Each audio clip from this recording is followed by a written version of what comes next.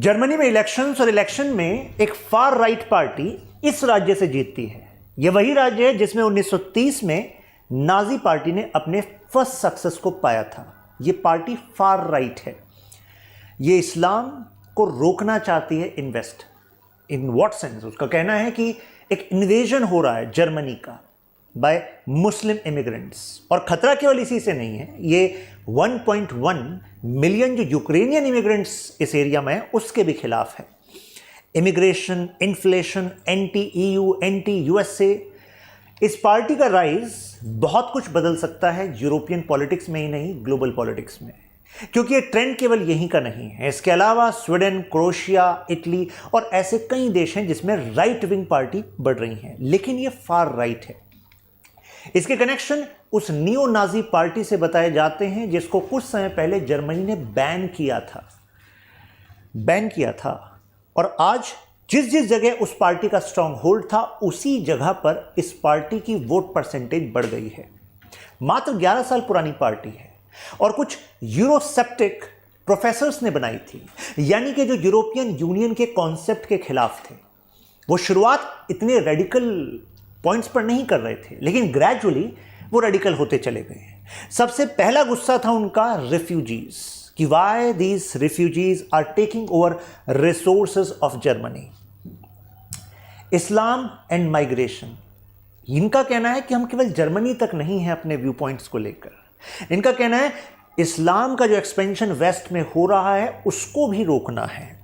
तो इस वजह से इस पार्टी AFD इसका नाम है, इसको पार्टनर्स केवल जर्मनी में ही नहीं, अदर जो नेशंस है जर्मनी के, वहां पर भी इनको अपने पार्टनर्स मिल रहे हैं। तो क्या ये कोई बहुत बड़ी घंटी है क्या? मतलब do you think it's a signal to something which is unfolding as undercurrent in the world? क्योंकि जिस समय पर नाजी पार्टी का राइज इंटर वॉर पीरियड में हो रहा था, यानी कि 1918 से लेकर 1939 के बीच में, उस समय पर भी ऐसे एनालिसिस मौजूद नहीं थे कि इतना कुछ बढ़ने वाला है जर्मनी में, इटली में और अन्य जगहों पर। तो हमें जरा इस वीडियो में समझना है सबसे पहले तो जर्मनी में क्या चल रहा है। ये नियो नाजी पार्टी बढ़ कैसे रही है, कौन से ऐसे कारण हैं। जर्मनी की पॉलिटिक्स के अंदर जाएंगे, फिर उसके बाद ग्लोबल पॉलिटिक्स में क्या चल रहा है, इनके स्टैंड से अगर ये एक्सपेंड होते हैं तो क्या इंपैक्ट पड़ने वाला है। जर्मनी के लोगों का रुख काफ़ी कुछ तय करता है, क्योंकि यूरोप में जो सबसे बड़ा, यानी कोटा के हिसाब से देखा जाए तो जो सबसे बड़ा देश है वो जर्मनी है, फिर फ्रांस। तो इंपॉर्टेंट है जर्मनी की पॉलिटिक्स। जैसे एक एग्जाम्पल ले लीजिए यहाँ पर, इसे AFD पार्टी के लीडर का कहना है कि यार ये हॉलोकॉस्ट जो मेमोरियल है, ये मेमोरियल नहीं, ये शर्म की बात है, ये हमने बना ही क्यों रखा है। हॉलोकॉस्ट मेमोरियल कुछ याद आ रहा है आपको? हिटलर के समय में ज्यूज का मारा जाना और इसकी वजह से मेमोरियल का होना। इनका कहना है कि यह दुनिया का तरीका है हमें शर्मसार करने का।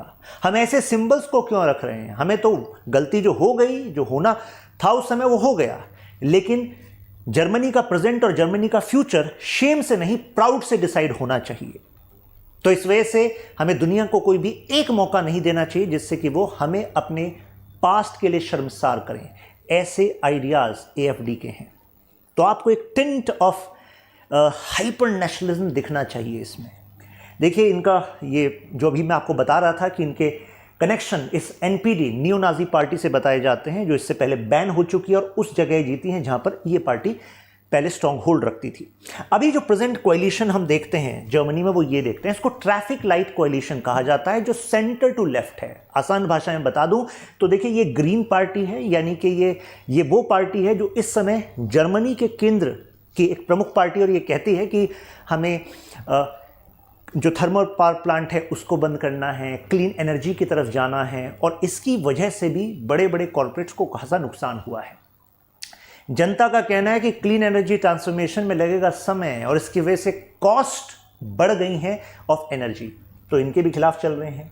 ये SPD पार्टी, सोशल डेमोक्रेट, इनको तो जानते ही हैं आप, चांसलर साहब हैं। फ्री डेमोक्रेट, तो कुल मिलाकर जो ये सेंटर टू लेफ्ट पॉलिटिक्स है विथ टिंट ऑफ लिबरल, ये वाला, तो अब ऐसा लग रहा है कि इनके खिलाफ है जनता। अब मैं कोई भी बात ऐसी नहीं कहूँगा लग रहा है, मैं हर एक बात पर फैक्ट पर बात करूँगा। जैसे एक रीज़न कहा जाता है कोविड-19 के बाद से अभी तक जर्मनी की इकोनॉमी रिकवर नहीं कर पाई है। इन्फ्लेशन से भी जनता परेशान है और यूक्रेन में जो इनके बजट का एक बड़ा पार्ट दिया जा रहा है एज सपोर्ट, उससे भी नाराज है। इनका कहना है कि जर्मनी की अपनी पॉलिटिक्स कहाँ गई, जर्मनी को अपनी इंडिपेंडेंट फॉरेन पॉलिसी रखनी चाहिए। Why we are toeing the line of USA की फॉरेन पॉलिसी हमें डिसाइड कर रही है, क्योंकि what we are getting out of Ukraine only threat. USA तो उस तरफ बैठा है, रशिया जो कहा जा रहा है कि एक्सपेंड ना कर जाए, लेकिन अगर एक्सपेंड करा तो यूरोपियन देशों को सबसे पहले प्रॉब्लम होगी अगर वो इनकी इंटरनल पॉलिटिक्स को भी ड्विंडल करता है। तो यहां पर एक रोचक बात यह है कि ये जो पार्टी है जिसको हम far right Nazi connection party जिस पर हम डिस्कशन कर रहे हैं, इस पार्टी के कनेक्शन रशिया से भी बताए जाते हैं। कहा जाता है कि फाइनेंसिंग भी रशिया से हो रही है। जर्मनी की इंटेलिजेंस एजेंसी ने भी कहा है कि ये पार्टी वहाँ से फाइनेंसिंग लेती है और क्रीमिया में जब रशिया ने इन्वेजन किया था तो इनके लीडर्स जो हैं उसको सपोर्ट करते हैं। तो इसके लीडर्स का कहना है कि हम कुछ पीछे से थोड़ा ना करते हैं, हम तो खुलेआम कहते हैं कि क्रीमिया का जो इन्वेजन था उसके बाद जो रेफरेंडम हुआ वो जायज़ था, तो रशिया ने जो किया वो सही किया। डोनबास में जो हुआ वो रशिया के फाइटर्स नहीं, जो उनके अंदर के मतलब जो रेबल्स थे उन्होंने किया। रशिया वहां पर आया उस स्टेबिलिटी करने के लिए, रशिया के अपने सिक्योरिटी कंसर्न से ड्यू टू नेटोज एक्सपेंशन। तो इसका मतलब ये एंटी नेटो भी है पार्टी। तो कुछ कनेक्शन आपको बिल्ड होने लगेगा। एनर्जी क्राइसिस, कुछ समय पहले आपको पता है रशिया के खिलाफ सैंक्शन लगे तो अल्टीमेटली एनर्जी की कॉस्ट जर्मनी में बढ़ी कि नहीं बढ़ी। अब जर्मनी के सर्द इलाकों में घर को गर्म रखने के लिए आपको गैस चाहिए, वो गैस हुई महंगी, तो जनता का गुस्सा अपनी इन पॉलिटिकल पार्टीज के खिलाफ होगा कि नहीं होगा। इस कोalition के खिलाफ जनता गुस्से में है। 77% जनता इस टाइम पर कह रही है कि हम नाखुश हैं जर्मन के अभी सरकार से। तो इसी वजह से जो ये इलेक्शंस हैं और इसमें जो राइज दिख रहा है हमें, ये चिंता का विषय। देखिए, इन्फ्लेशन, एनर्जी पॉलिसी, इमिग्रेशन, ये 3 मुख्य मुद्दे हैं जिस पर जनता परेशान है। और एएफडी कह रहा है हम तो बने इनके लिए हैं, हम तो इन सब का सोल्यूशन लेकर आएंगे। तो ऐसा लग रहा है कि इनका गठबंधन जो है वो कुछ ही दिन का है, क्योंकि डिसअप्रूवल रेटिंग देखिए जरा इनकी, राइट। तो anti EU, anti immigrant, anti USA, anti Russia, मतलब प्रो रशिया के प्रो हैं ये, राइट। और चाइना को लेकर भी जो मर्कल सरकार की पॉलिसी थी या जो प्रेजेंट सरकार की पॉलिसी है उसके भी ये एएफडी खिलाफ है। कैसे खिलाफ है, क्यों खिलाफ है, अभी इन सभी जियोपॉलिटिकल एंगल्स को बहुत ही आसानी से समझ लेंगे। आगे बढ़ने से पहले आपको बता दूं, यहां पर आप मेरे साथ कनेक्ट कर सकते हैं Shashank Tyagi for you, Instagram, Telegram, Twitter. एक सेल चल रही थी स्टडी IQ प्लेटफॉर्म पर, तो आप में से कुछ लोग जो अभी प्रिपरेशन करने की सोच रहे थे, तो अगर अच्छी चल रही प्रिपरेशन, वेल एंड गुड, लगे रहिए। अगर आप सोच रहे थे प्रिपरेशन शुरू करने की, तो this can be an opportunity, you can join via study-iq.com। ये त्यागी लाइव कोड अगर यूज़ कर लेंगे तो आपको एडिशनल बेनिफिट मिल जाएगा। ये कोर्स के साथ साथ आपको जो personal mentorship, selection books, SIP, MRP, मतलब it's like 4 courses with in 1 course. Generally आप कोचिंग ज्वाइन करते हैं तो आपका कोर्स कंप्लीट कराया जाता है, बट यहाँ इंटरव्यू तक का ही पूरा कोर्स है। PSR ऑप्शनल मैं पढ़ाता हूँ और आज ये जो सेल एक्सटेंड हुई है इसमें आपको एडिशनल बेनिफिट मिल जाएगा। 9 सितंबर को ये बैच स्टार्ट हो रहा है। त्यागी लाइव कोड यूज़ करके you can start. Political science, international relations optional में बेसिक्स से लेकर मोक्ष तक यहाँ पर मिल जाएगा। नाउ एंटी यूरोपियन स्टैंड की बात करते हैं। सबसे पहले तो इनका कहना है कि यार यूरोपियन यूनियन का पार्ट क्यों है हम, we should respect our sovereignty. तो इस आइडिया पर चल रहे हैं। और ऐसा नहीं कि ये अकेली पार्टी AFD जो यूरोपियन यूनियन में ये बात कर रही है, यूरोपियन यूनियन में भी इनके मेंबर्स हैं, इसी पार्टी के, AFD पार्टी के, फार राइट पार्टी के, प्लस इनके साथ ही कुछ अदर देश में भी है जो मैंने आपको बात की। हम इनके ग्रुप को कहते हैं ID, identity and democracy. Identity and democracy ये इनके ग्रुप का नाम है, जिसमें कि Croatia, Finland, Hungary, Italy, Netherlands, Slovakia, Sweden. तो यानी कि जो राइज ऑफ राइट है, कभी उसका उदाहरण देना हो तो ये देखिए उदाहरण। यहाँ पर देखिए ID ग्रुप की सीट, ये रही 58 सीट, ये बढ़ती जा रही है, ऐसा ट्रेंड लग रहा है, राइट। तो अगर इनका साथ जो राइज ऑफ ये फार राइट पार्टी है जर्मनी में हुआ है, तो इनके साथ ही तो यूरोप के अलग अलग देशों में बैठे हैं, है कि नहीं। यूक्रेन का क्या होगा अगर ये राइज ऑफ राइट हो रहा है यूरोप में, तो यूक्रेन का प्रेजेंट जो उनको अभी तक मिलता है बेनिफिट, उसका क्या होगा। और मान लीजिए युद्ध रुक भी गया तो उसके बाद रिकंस्ट्रक्शन के लिए भी तो यूक्रेन को पैसा चाहिए, उसको ये देना अलाउ करेंगे क्या, नहीं करेंगे, ये तो मना कर रहे हैं। ग्रीन एफर्ट्स का क्या होगा, अब ये एक कंसर्न भी है दुनिया के लिए। कारण यूरोप माना जाता है ऐसे देशों का समूह, यूरोपियन यूनियन, जहां पर ग्रीन एफर्ट्स के लिए सबसे बड़ा कमिटमेंट दिखता है। लेकिन ग्रीन एफर्ट्स के लिए ना इन्वेस्ट करना पड़ता है, ट्रांजिशन में ना पेन भी झेलना पड़ता है, क्योंकि अभी आप इंटरनल कंबशन इंजन से इलेक्ट्रिक व्हीकल्स की तरफ जा रहे हैं तो इनिशियली भाई महंगी गाड़ियाँ खरीदनी पड़ रही हैं। हालांकि सरकार सब्सिडाइज करने की कोशिश कर रही है, लेकिन सस्ता थोड़ी ना है, इंफ्रास्ट्रक्चर के भी चैलेंजेस हैं, राइट। तो ऑलरेडी जो इंडस्ट्रीज बनी हुई हैं पेट्रोल, डीजल, थर्मल पावर पर, उनका क्या होगा। तो ये जो ट्रांजिशन है, अगर राइट विंग पार्टीज बढ़ रही हैं, फार राइट की पार्टी बढ़ रही हैं, तो इस ट्रांजिशन पे भाई सब परेशानी आने वाली है, क्योंकि ग्रीन पार्टी जो है वो पॉपुलैरिटी में डिक्लाइन हो रही है, राइट। तो क्लाइमेट चेंज के डिबेट का क्या होगा, ये हम सब के लिए सोचने वाली चीज़ है। लेकिन यूरोपियन यूनियन से पूछा कि भाई आपके कुछ बुरे दिन आ रहे हैं क्या। ऐसा लग रहा है कि पहले ब्रेक्सिट हुआ, फिर ग्रीस कहने लगा हमें भी एग्जिट चाहिए, ग्रेक्सिट की बात करने लग गए। इधर जर्मनी में ये भी कह रहे हैं कि भाई हम तो अपने बॉर्डर्स को लॉक करेंगे। शेंजन वीज़ा गया, शेंजन वीज़ा है ना, जिसके थ्रू आप यूरोपियन यूनियन के इन देशों में आ जा सकते हैं विद मिनिमल रेगुलेशंस, तो ये तो उसके भी खिलाफ हैं। तो ऐसे में यूरोपियन यूनियन का कॉन्फिडेंस का क्या चल रहा है। तो यूरोपियन यूनियन कह रहा है कि हमें टेंशन नहीं है, कॉन्फिडेंस पूरा बना हुआ है। हमने कहा भाई तुम कैसे इतने कॉन्फिडेंस में हो। तो इनका कहना है राइज ऑफ राइट हो रहा है, मानते हैं, लेकिन इन सभी पार्टीज़ की फॉरेन पॉलिसी सेम नहीं है। इन सब देशों के अपने अपने इंटरेस्ट ना एक जगह नहीं है, ये मैच नहीं कर रहे। तो ऐसे में यूरोपियन यूनियन को तोड़ने के लिए फॉरेन पॉलिसी स्टैंड्स पर भी they need to have some integration, वो नहीं है। तो एक तो ये ईयू को लेकर एंटी ईयू सेंटिमेंट तो लेकिन है, राइट। देखते हैं भविष्य में इसका क्या होगा। एंटी इमिग्रेंट सेंटिमेंट, हम इमिग्रेंट्स के लिए आपको बताया इस्लाम और वेस्ट, देखिए क्या स्टेटमेंट्स यूज कर रहे हैं। कह रहे हैं इस्लामाइजेशन और ऑफ वेस्ट हो रहा है।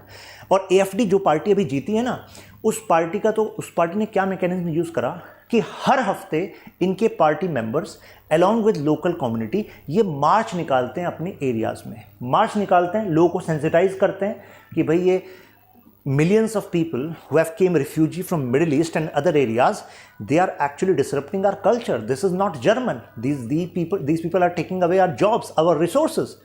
तो आप सोचो, आप एक सिस्टमैटिक प्लान चल रहा है, हर हफ्ते मार्च निकल रही है। तो धीरे धीरे लोगों की कॉन्शियसनेस में ये एंटी इमिग्रेंट, एंटी इस्लाम, इस्लामोफोबिया, एंटी इमिग्रेशन, ये बातें तो गढ़ करनी ही थी, है कि नहीं। तो इस तरीके से इनका प्रोग्राम चल रहा है, मतलब things are not smooth in Germany, problematic है। ये शेंजन वीज़ा वाली बात बताई, इसके खिलाफ है। इन्होंने कहा इतना इजी क्यों करना आना जाना, इसी वजह से ही ये जो इमिग्रेंट्स से आसानी से आ जाते हैं, इनके खिलाफ हैं। देखिए ये क्या करिए, एंटी इस्लाम पॉलिसी, कह रहे हैं इस्लाम इज़ नॉट जर्मन। हालांकि एफडी से पूछा गया मतलब यू आर अगेंस्ट इस्लाम, तो इनका कहना देखो वी आर प्रो जर्मनी। दोनों बातों में फ़र्क है। इनसे कहा गया दोनों बातों में फ़र्क कैसे है भाई, जब तुम कहते हो कि इस्लामाइजेशन ऑफ वेस्ट को रोकना है तो यानी कि तुम इस्लाम के खिलाफ हो। तो इनका कहना कि देखो जो इस्लाम के फॉलो करने वाले लोग जर्मनी में हैं और जर्मनी के कल्चर को फॉलो करने के लिए तैयार हैं, अपने धर्म को फॉलो करते रहें लेकिन जर्मनी के कल्चर को भी फॉलो करें, इंटीग्रेट हो जाएं हमारी सोसाइटी में, तो ऐसे में हम उनके खिलाफ नहीं हैं। लेकिन इनके व्यूज़ देखिए, इन्होंने ऐसी मॉस्क पर जो फॉरेन फंडिंग आती है ना, दूसरे मुस्लिम देशों से धार्मिक कार्यक्रमों के लिए मस्जिदों में जो फंडिंग आती है उस पर बैन लगाने की बात कही। और भाई जिस स्टेट में जीत गए वहाँ तो भाई बैन लगा ही रहे हैं। दूसरा बुर्का को बैन, जो ये मस्जिद से जो कॉल होती है प्रेयर की उस पर बैन, लाउड स्पीकर का जो इशू आपने सुना ही होगा। तो ये तो भाई कुछ एंटी इस्लाम ही दिख रहा है, ये मूवमेंट्स जो चल रही हैं वहाँ पर। इनका कहना है कि जो मल्टी कल्चरलिज्म की डिबेट है, जो यूरोप में पहले देखी गई, यूके में भी देखी गई, जो कहती है कि माइनॉरिटीज़ चाहे आपके अपने देश के हों या बाहर से आए हों, उनको अपने धर्म को फॉलो करने का अधिकार मिलना चाहिए।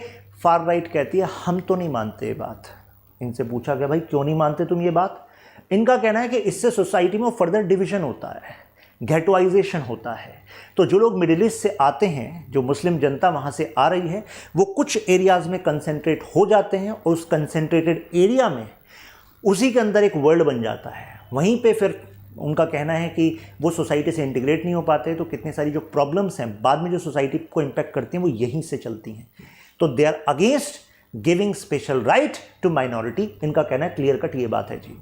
एंटी यूएस सेंटिमेंट, इनका कहना है why Germany should follow the foreign policy decisions of US से, हम क्यों इनको फॉलो करें। जैसे इनका कहना है चाइना के खिलाफ यूएस से, हम क्यों चाइना के खिलाफ हुए। तो इनका कहना है भाई मतलब चाइना के खिलाफ क्यों नहीं। तो इनका कहना है कि देखो हमारे लिए है चाइना एक्सपोर्ट डेस्टिनेशन। चाइना में हमारी जो ऑटोमोटिव इंडस्ट्री है उसकी एक बड़ी मार्केट है। लेकिन अगर यूएस के रिलेशन चाइना के साथ खराब हैं तो हम अपने रिलेशन खराब करके अपने यहाँ की फैक्ट्रियों पर ताला क्यों लगवाएं भाई? इनका ये कहना है।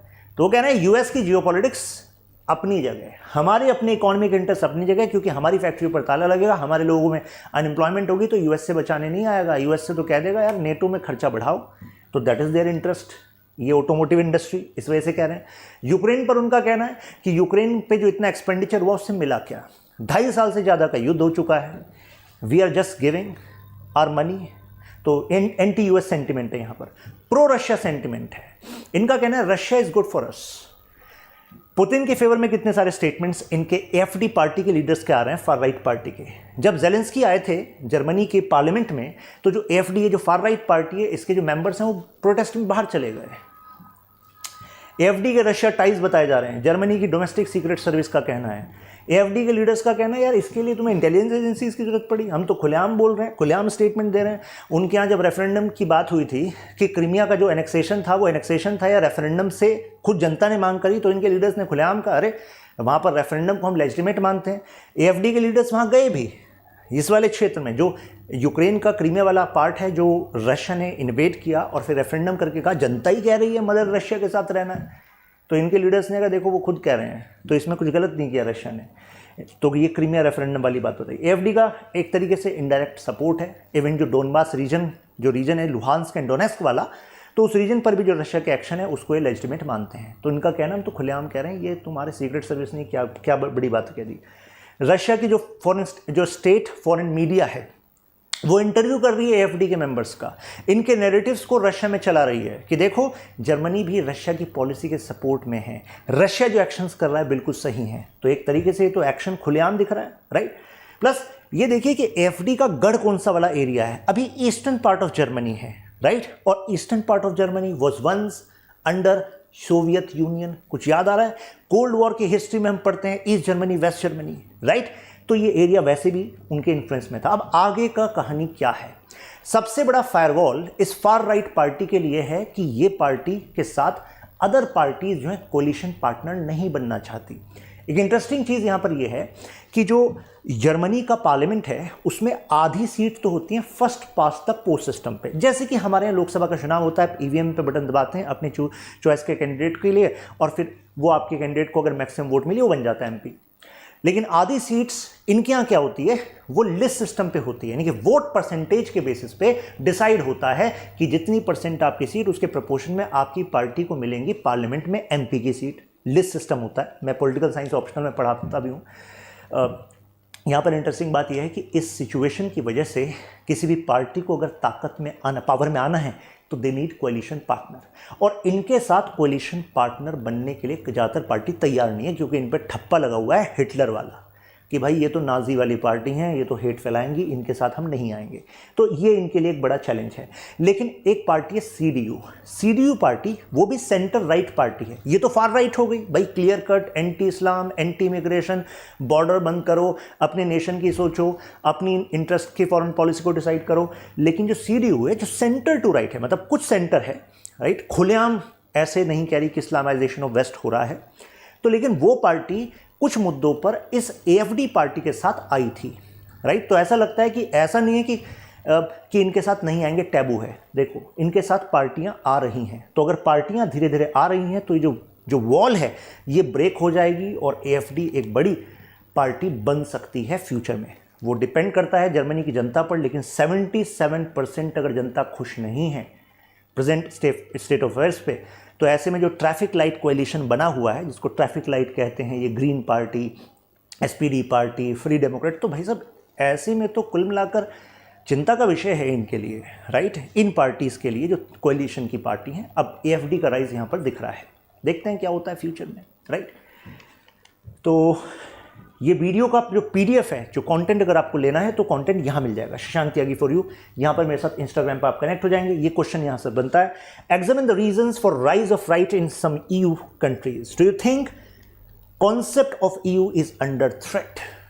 कहीं ऐसा तो नहीं है कि ईयू का कॉन्सेप्ट ही थ्रेट में है due to rise of right, क्योंकि right focuses on principle of nationalism and European Union is focused on principle of supranationalism, यानी कि नेशन से ऊपर की बात, यानी कि अपनी सॉवरेनिटी नेशन के लेवल की डिवॉल्व करो यूरोपियन यूनियन को। देखते हैं क्या होता है फ्यूचर में। तो आपके क्या ओपिनियन है, खुलकर शेयर कीजिएगा कमेंट में। इस वीडियो को आप शेयर भी कर सकते हैं अपने दोस्तों के साथ। फिर मिलते हैं आपसे नेक्स्ट क्लास में, ख्याल रखिए।